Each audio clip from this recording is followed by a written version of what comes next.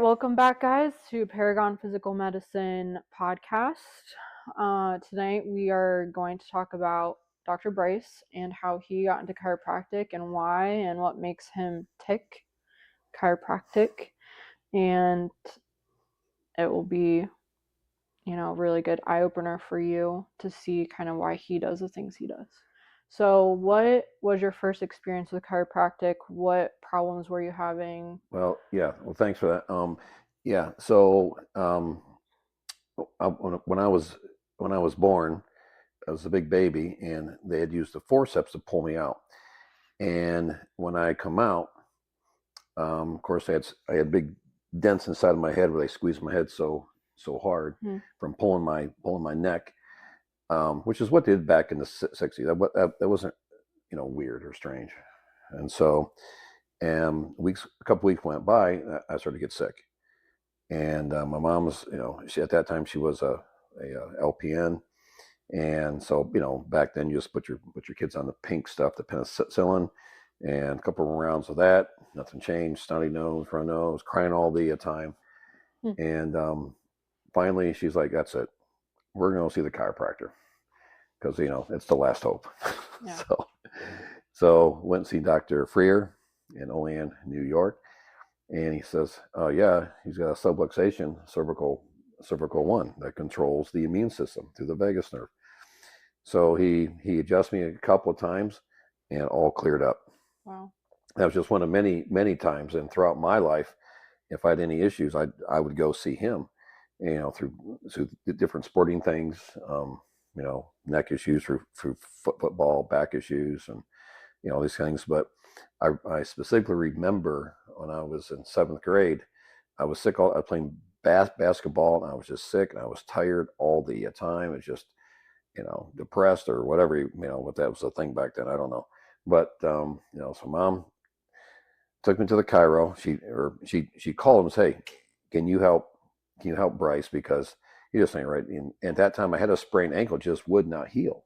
And he's like, "All right." He goes, "Tell him to bring 5 cubes of sugar and a pint of milk from school." What? She's like, "What?" So she called the office of school and say, "Tell him to go down to the cafeteria before I pick him up. Get a pint of milk and 5 cubes of sugar." And I'm like, "Okay." So I went down there and the cafeteria, and it was lunchtime, and they gave me 5 cubes in a baggie, and I took a pint of milk home, or pint of milk. We went to the office.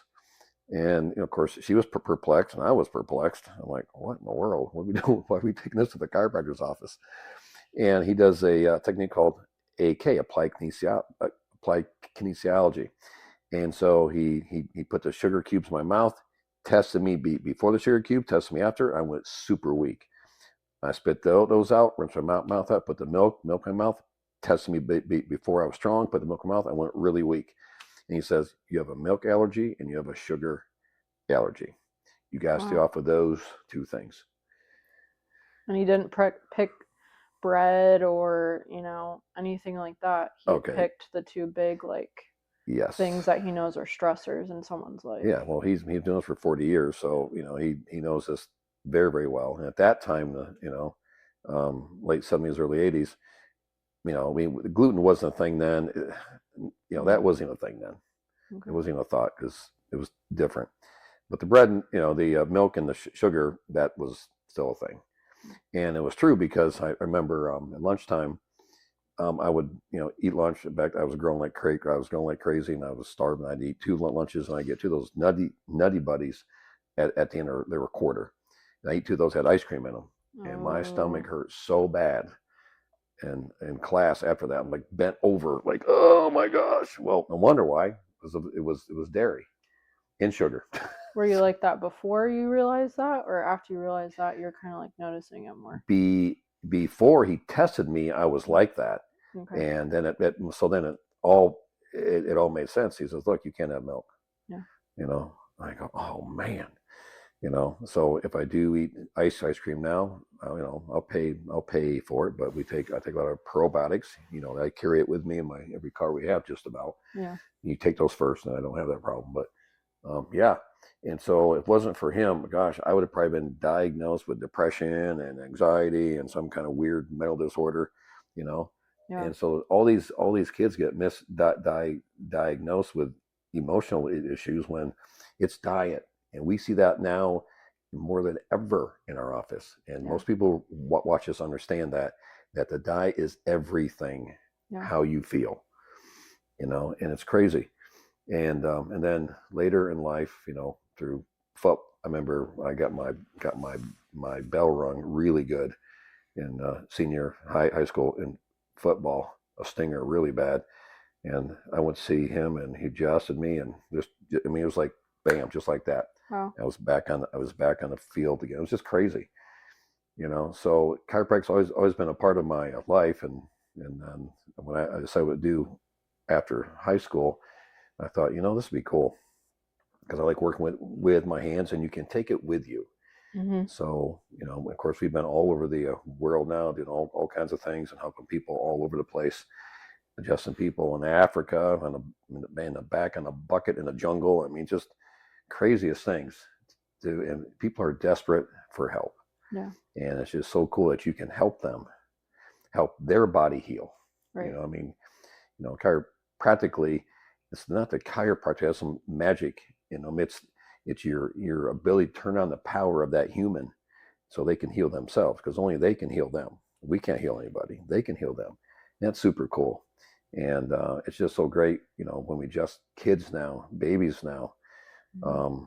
even the animals that we see, how their system just turns on, the color comes back into their face, their eyes light up. We have a cow here that we adjust, a wagyu cow, and I always know it's out because ears are dropping. As soon as you adjust the vagus nerve on it, C1, boom, the ears pop up, head picks up, and it runs off.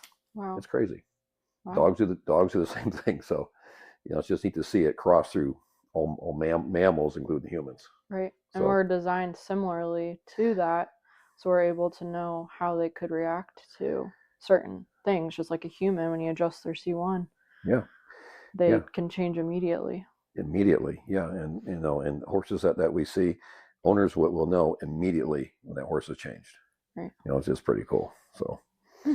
yeah, love it. So anyway, so because of my early years in that, in getting chiro care, that set me onto a great path. And of course, I know God led me, down all of these roads to get to this point.